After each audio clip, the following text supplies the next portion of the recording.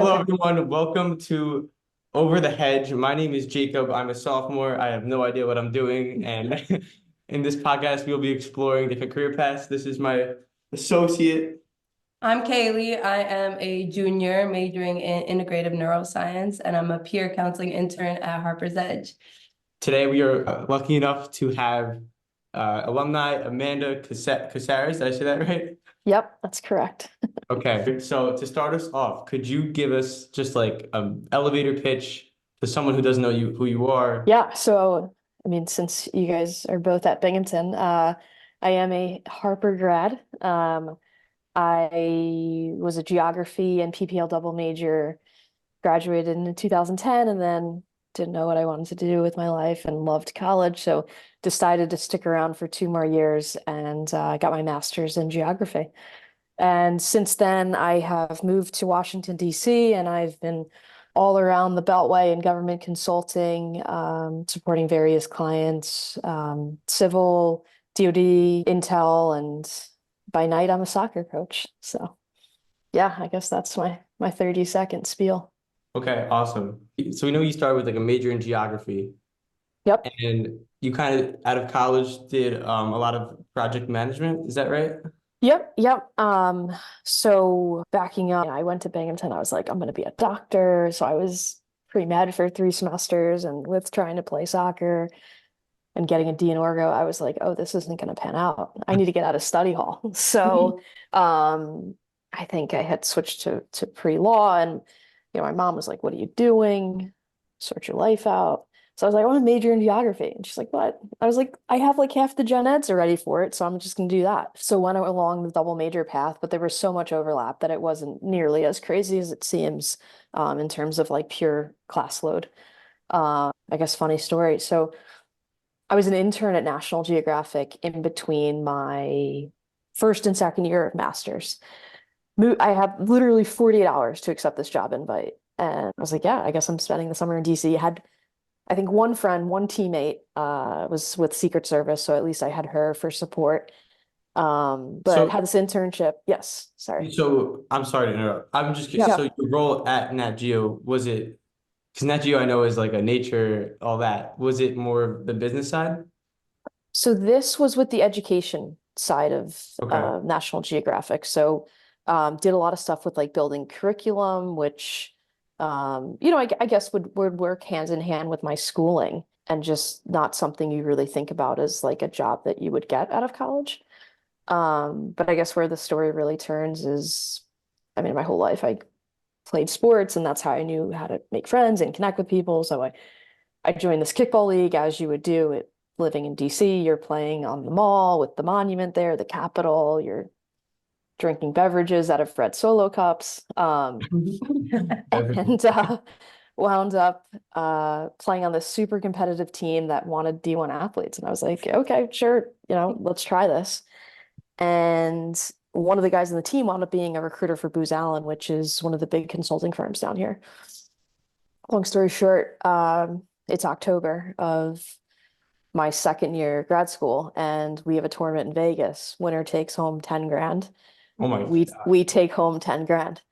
And not too long after this trip, does he connect me with some colleagues, and in March I have a job offer, and I'm like, okay, I'm moving down to DC. So yeah, I guess my career kind of started with just making good connections and landing this first job at Booz Allen, which does tie into my geography degree, because back then it was a lot of stuff with Hurricane Katrina, and the levees were failing in New Orleans. So I was brought on as an analyst to help map out these levees where they were breaking. And that kind of got me my first dabble in the clearance world, where I needed a clearance to work on the project, a government clearance, a certain level of trust that the government has in the individual and can help you access certain information. So And this I is still Booz Allen you're talking about. Yep, Okay. yep. And that kind of just launched my career from that point, because the unique thing about working on billable work is the contract might only be a year for Army Corps engineers. And then you get to that month 11 and you're like, I don't know what I'm doing next month. So internally, you're literally applying of like, oh, okay, this job with Department of Energy looks cool. Let me internally apply. And you interview it internally and then try to get on that project. So it was definitely a little stressful because it was like, oh my God, I just landed this awesome gig and now all of a sudden I need to like reapply. And from there again, you're just growing your network, you're meeting people from different teams. So I think my next big gig from there was with NIH, National Institutes of Health. Not that I have a health background, but was helping build a software technology platform that they utilize. So with all this like unknown, since you have to reapply, how do you keep going or, keep yourself like stable, like knowing that, oh, I have to apply for a new one, or like that this is the path I still want to go through, or if there's any other options, how do you explore that? Yeah, I think it was just doing my due diligence. Mhm. I think they basically sent out like the open project listserv maybe twice, 3 times a week, and just being open-minded. Like I actually was biking to work, didn't want DC to pay sounds for the nice. parking. Yeah, and it was flat, so I was like, okay, cool. Like I can get like a 20-minute bike ride. And I think of just being open, and at the time I was living in Northeast DC, so taking a project in Maryland, taking a project in Virginia, just being open-minded. Mm. One of the questions we actually had was, what's your favorite project that you worked on? After I left Booz, I went to this company called Dynamo Technologies, and I supported the State Department. I worked on special projects, and I had a really wonderful government Yeah, boss. State Department, that entails foreign Mhm. policy. Yes, I guess, lane was specifically with diplomatic security, so the folks that helped to protect us overseas. And a company had created a software that needed to be deployed overseas. So my boss let me go on some of these deployments and, see the end user live, train them up, have them run through the software, while overseas, just experience life and what other cultures there are besides, my bubble of growing up in Rahway, New Jersey, and then going up to Binghamton. It really just opened up my eyes and I think just helped to play with my geography background. How much do you think the geography contributes to all the roles and recent experiences that you I have? mean, honestly, like high 90%. But yeah, getting in there and getting a secret clearance, eventually, working my way up to where I am now, where I have a top secret and have been polygraphed. Wow. What's the most bizarre thing that you can tell us about your work that's like kind of like this, but you can tell us like, Yeah, I would just say just that like your actions now could have repercussions. So at least, going in this process of, did you ever take something at the Rat? Like these types, I don't even know if the Rat's still around anymore, or Yeah. Tom and Marty's. I mean, like just thinking about like your track record, because when you go to apply for some of these positions, your life is an open book Wow. and you have to be honest, if you want to pass. How So I think accurate is the lie detector? Like, was it spot on? I think basically where people get tripped up is something called inconclusive, where they don't know enough of if they've been telling the truth and they don't know enough of if it's a total lie. So it's kind of that gray area that if you never pass, like that's your job on the line. So I think it's hard to really have every question on the table and you need to be honest. So To take a step back, so I know I definitely have felt this, and I think a lot of other students, um, a big struggle students have is deciding whether to major or pick something that's going to get them a job that they has a lot more certainty, or something that's more of an interest to them. yeah. So I know you, geography was kind of interesting to you, and it definitely helped you in your career. What is your take on that question? Do you think generally for a student they should explore more, or get something to pay the bills? Yeah, it's a great question. I would, definitely use your time as a student to explore. I mean, sure you have your core classes and then your gen eds, and then you can take like something crazy like snowboarding. Like just put yourself out there and just see what you want to take. But I would definitely go for something that you're passionate about. I mean, you can always go back to school. You can always get another degree. And I am really, really fortunate that I was able to go straight in. I was in school mindset for 6 years. So just say go with what you're interested in. You can always pivot. Your resume is a snapshot of yourself, and it's how you sell it. Like, yeah, I started off in geography and now I find myself in cybersecurity, but it's all about morphing on that journey and those skills that I picked up as a business analyst. But, 4 years is a long time to be invested in something, and you see kids that drop out because, their mom or dad is forcing them in a business school or something like that. I love how you used like soccer, something that you were passionate about, and it got you like somewhere with your job. Like that's like something that I've always loved. Like, geography took you so far, and I feel like that's one thing that students can learn, that like you can pursue your passions and it might take you somewhere where you might not even expect. So Speaking of soccer, how did you like balance? So I know you're still like very involved. You're a coach, is that right? Yep. I So how do I you currently coach U17 girls at Arlington, and then I coach with Maryland ODP. so how do you actually two questions. How do you balance like just working with soccer? And also like I'm just curious because like it's noon on a Monday. What is like your work life? What is your like typical work schedule look like? Yeah. Great questions. It's no days off. Being raised in Rahway, New Jersey is very blue collar. Like, you had to grind to get to where you wanted to be. For example, yesterday with my girls' state team, I was on the field from 8 a.m. to 5 p.m. It is what I signed up for. And just knowing that, 40-hour work weeks don't exist. I would say a typical day now is if I could work like 7 to 3, 8 to 4, I was all in, because then I was pedaling home on my bike to get my car to go drive to practice. when all this happens, like what do you do to like, kind of stabilize yourself and like have less stress, Yeah, kind of focus on you, because that's important.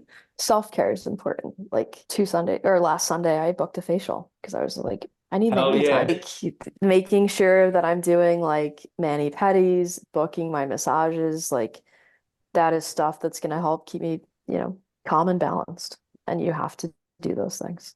Mm. What's like the actual nature of your work? So is it more like managing people, managing like logistics? How would you describe it? But right now, I'm more about managing my customers. So really, it's just making sure my customers are happy. So basically, what our company does is we're a network mapping software, and we help to prevent vulnerabilities from happening. If there are vulnerabilities, we'll tell you, hey, you need to, patch this, or you need to fix this, like block this port, so that Mandy can't just steal everyone's social security numbers. So we have some fun questions for you. Okay. We wanted to know, what is a hot take that you would defend your life on? It's never not iced coffee season. Okay. No, I agree, because I don't care, I'll always get a cold drink during the Yeah, I just What's like your go-to can't do like caramel for I don't really know the frappe mocha cheese. I don't No, I'm a little basic. I just get like the vanilla cold brew, and honestly, I just make my coffee at home. But if I go out, I'll get the Starbucks vanilla sweet cream cold brew. Are you So more Starbucks or Dunkin'? I definitely grew up more Dunkin'. It was basically all we had in Jersey, but Hmm. down here, DC loves a good Starbucks. Okay. How about you two? What's Hot take? Oh, hot take. I didn't know the Uno reverse was gonna be on me. I think my hot take would be a fashion choice, like Crocs. Everyone loves Crocs. I hate them. I have trauma. Oh. Okay, but they are my I still indoor agree. slipper. My indoor slipper. I do not go You out have in like public with gibbets on them. it? Is that what it's called? Yeah, so my friend got me that for Christmas. I got to support the Tottenham Hotspurs. Of Okay, course, I we like it. lost this weekend, so yep, down to fifth place we go. If you could bring back any extinct animal, what would you bring back? Maybe the woolly mammoth, just so massive and big, and those Okay. trunks that like come out. I I don't would know. love that, because I love Ice Age, so I would want to see a woolly mammoth. Yeah. Maybe a dinosaur. Oh, actually, no. No, the ones that eat grass. I would get that one. Friendly. They The seem friendly friendly. ones, Yeah. because they seem cool. Yeah. Do you have a secret talent? And if you do, could you do it right now? Oh God, a secret talent. Like I could do that. Roll my R's. I guess I could roll my R's. Yeah. But, no, putting me on the spot. Hit the I road. mean, really nothing cool, notable. I mean, just being able to juggle a soccer ball, but Oh Okay. yeah, yeah. You probably that's just because I can you like played. juggle it all day? I used to be really good at juggling, but now I'm Oh, just so a you shell of myself. So you can do cool soccer tricks then, like, like Messi and Ronaldo. Back in the day. Yeah, back in the day. I'm definitely not gonna like put myself on the spot right now, but Yes, yes. I was definitely the kid that had the soccer ball in the living room that was breaking mom's lamp. And yeah, but then I'm like, but mom, look at like where my soccer career took me. Like just Got you because of so those far. Like, lamps. that's Yeah. so awesome. Yeah. What's your favorite type of potato form? Mashed potatoes, French fries, hash browns? Oh man. Oh man. Um, God, I love some creamy mashed potatoes. Mm, Give me the butter, give me the salt, that's but extra crispy fries are nothing to be missed. Wait, can we ask you a few more like regular Yeah. questions? Yeah. Okay. What one skill you possess that you would say you've benefited the most from in your career journey? I would say my ability to deal with adversity. Learning, how to play soccer on a team, and maybe there were some different personalities that you didn't connect with, or some other teammates were having issue with. So, I mean, I think it completely translates into the work environment of like, yeah, you have those nasty clients that are in a call, but at the end of the day, like you got to keep them happy. You have to retain them. So it's just like, taking in the barking and then translating to like, okay, what did they actually say? And then in turn, um, trying to flip their negative tone into something more positive or neutral. And I know this is a little unrelated to that, but I know you said like you're mainly like managing a lot of the information systems. Is the nature of that more like are you on your computer for most of the day? Are you talking to people? I know you said it's a lot of making customers happy. Now that I work from home, I would say like my big interactions with customers is just weekly meetings that we have. It's not necessarily just like picking up like, hey Jacob, how are you? How are you loving Red Seal? Like it's just we keep with our regular cadence, and I almost think of it as no news is good news. Like if you don't hear the customer calling you up, emailing you, like and we're sticking to our weekly meetings, like it's great. And then like if I'm not in meetings, it's doing some reports. Like a couple of my customers want like a bi-weekly report or a monthly report, but I'd say like that's mostly my day to day, and I can craft my schedule around the customer meetings. So, if I have a 9 a.m. dentist appointment, it's not like I have to take the whole day off. Mm. Maybe I'm just working a little bit later or just getting up a little bit earlier. So a lot of But the flexibility. flexibility is, Yeah. wow, it's phenomenal. Yeah. In my last gig, I was in a skiff, which is like a room that you can't take electronics in. Um, like the windows have like chicken wire on it and stuff. Like it's, you know, limited contact with the outside world. And to like have like an office with a window, I'm like, oh my God, it's Mm. snowing out today. So it's definitely nice. And I know you also said that you've traveled to a few different places. And Hmm. what's like your favorite place that you've traveled to? I thought Croatia was really neat. What about It's got everything. So we went to Zagreb for this project I was telling you about and stayed in the city. And I think if you went maybe like an hour drive, you were at the coast, like Spit and the different types of things that you'll see on like below deck. And then like not too far in the opposite direction, you're in like a national forest and just the water was pristine. So it? I think it kind of has like the nature take of like both environments. The food was phenomenal. It was so Mm. good. Mediterranean food. That's awesome. Mm. Okay, we got another more In-depth question. yeah, more job. Uh-oh. Okay. Okay. What single project or task would you consider your most significant accomplishment in your career to date? It's a massive statement. Or you can, if you don't want to do career, you could just do like, I guess, life. But I guess I can answer both ways. So, okay. I mean, I think the life accomplishment was being able to get a full ride, and having both degrees paid for and not having loans, Oh wow. right now, which seeing how some of my friends are faring, it's rare. But I mean, it wasn't also like it was just a freebie hand me out, like a lot of work and time and effort, and even my parents' time with carting me to soccer. In terms of career, I think one of the projects that we had worked on had to deal with fraud waste, and essentially what was happening was think it was one of the posts in Africa where they were realizing that some of the fuel receipts and the maintenance tickets weren't adding up to the books. And we found out that some of the locals were like stealing money and weren't actually, like doing the oil changes and like filling up the fuel. And it was from one of our softwares that was able to uncover Wow. some of that, which at the end of And the day is like taxpayer money. how did you like lay down the hammer after that? Well, that's not me. That's not you. That's the Okay. uppers. It I was did my just job. going through as a team. I mean, certainly not just me, but just realizing like, uh-oh, we have a problem here. So I think that was like any time that you can like save the government money in that sense, it's money out of our pockets, right? Taxpayer dollars is what's going into funds that the government can use and just helping like everyday people like us. I know you said like for life accomplishment, a lot of like hard work getting those scholarships, soccer. I'm just curious, do you still keep in touch with a lot of your teammates from Binghamton? I would say there's about a handful. I have like just two of the seniors that when I was a freshman, like, I mean, I feel like we stay in touch the most, and maybe it's because you have that senior freshman extra Yeah, bond. yeah. I can relate. Yeah. And then actually the other day we were talking about Usher's halftime performance because that was like the music that was played when we were in high school Oh and my God, college. So it that's was so like, funny. oh my God, like this brings back such good memories. So, I mean, I really loved my time at Binghamton. I actually drove up and stayed with one of my old grad school friends in December. And Oh wow.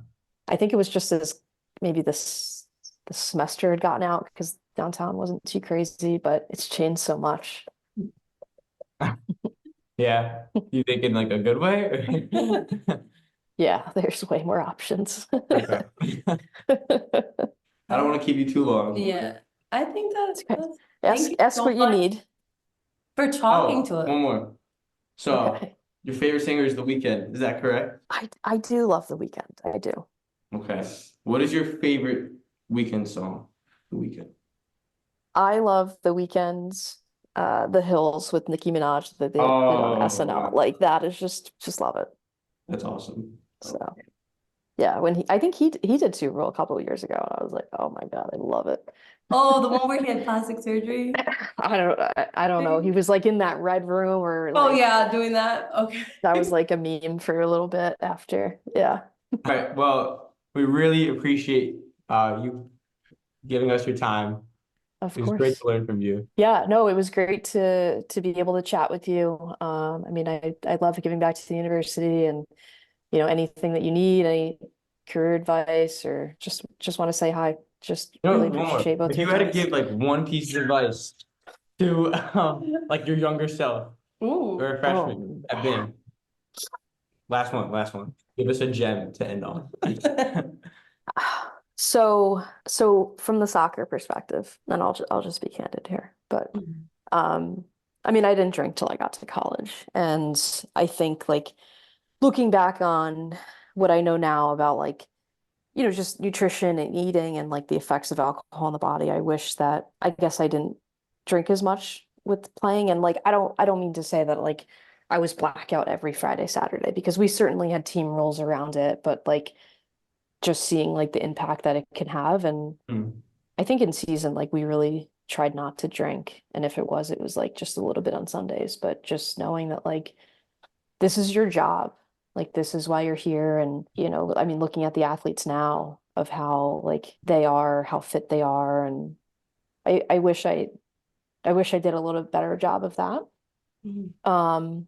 In terms of being a student, I would say not running away from classes that might have been harder or like GPA killers. And maybe I was kind of jaded with this because I started off pre-med and like my GPA went lower. I mean, I was never like academically ineligible, and I think I finished with like a 3.3, but like getting that D and org like really, ooh, I was in a hole.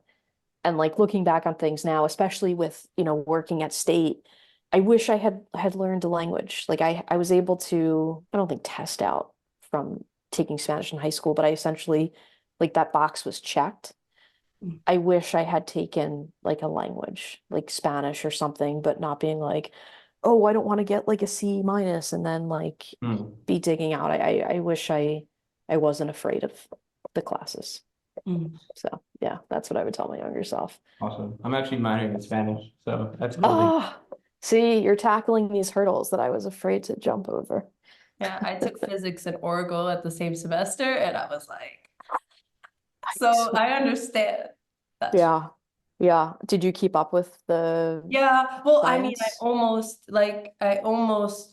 I was pre-med and I was like, oh, like after the semester, I don't know, but I've been kind of building back up and I'm like, I Good. think I could, because I was a bio to PPL to integrative neuroscience, so No I way. Okay. like change. Yeah. No, it's Okay. good. I'm glad you fought through it. Thank you so much Thank for you so much. Sorry to keep you so long. No, it's okay. Today's my off day, so I'm happy to help. Thank you so much. Have a great rest of your day. you too. You as well. Good luck with Bye. soccer and everything. Thanks. Bye. Good luck in the semester. You guys, I loved your podcast. I just thought you did such a great interview. You really networked with our alumni well. And what a neat pick. Amanda's background in geography and PPL, having, been an athlete on campus and then kind of finding her way into the federal government and then contracting with the federal government as a consultant. Such a neat track and something that I don't think a lot of us know about necessarily. So thank you for highlighting her and networking with her and connecting us to her. But the whole time I was watching it, I just kept thinking to myself, like, what were each of you taking away from her story and her experiences and how it impacts each of your exploration? Thank you for the question. I, for one, thought Amanda was great. I thought she offered a unique perspective as someone who balanced her passions while handling her career. And what really stuck out to me is how, even though she had a job, she still followed her passion of soccer and did that kickball tournament, which ended up giving her different job opportunities. I found her story to be very inspiring because not only did she kind of have a relatability of not knowing exactly what you're going to do and the pivots you take to go to different career paths and leaving it open for different opportunities, she followed her passion and kind of found an opportunity within that passion. Yeah, I think I see that a lot in the work that I do with liberal arts and science students. I think a lot of us, we assume that there's one right way to uncover what it is we will do next. But a lot of times it's kind of that unexpected happening. But I think back to how does that, Jacob, you were asking these really important questions. You kept trying to get at, what does your day look like? What does your day look like? And, I was wondering as you were asking those questions, like, did the answers she provide, did they help you to get more information about what you want your work to look like? For me, I thought I valued that she had flexibility with her job, so I liked that part. What didn't seem the most attractive to me was that she's mostly remote, and to me, I think I'm a person who values teamwork and feedback, so that's something I realized throughout this. I think for the folks who are watching your podcast, they might have the question of, okay, so you interviewed this alum, now what, right? So I don't know if either of you have thoughts about how does this influence either next steps for you individually in your own exploration, or also, how does having interviewed Amanda and her story impact how you'll go forward, either for your own exploration or for the podcast? Well, I've done a few interviews and, learning from it, when I did my first interview, it was with a private practice psychiatrist, and I thought they would have all the answers and like this would be the end all be all. But I found that while it was a helpful interview, it didn't give me everything I wanted, and it just was like one step forward to many more steps that I had to take. And even though when I looked at the interview, I found little things that I liked and like that informed me a step further to like, okay, this confirmed that I love this. Oh, this confirmed I don't like this.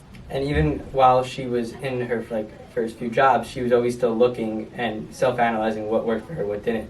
So I think building off what you said, just always having that self-analysis is a very important part. And to keep networking, whether that be in sports, federal government, whatever fields may interest me or you or whoever. I think that's what you can look forward to. Awesome. Well, Over the Hedge is already off to a great start. Thank you both, and I'm going to look forward to seeing how you both grow through networking with all these wonderful alumni that we have in Harper College. So keep getting that edge, because we think building strong, important relationships with our alumni is one of those competitive edges that you need as Harper students. Thank you, and thank you, Amanda.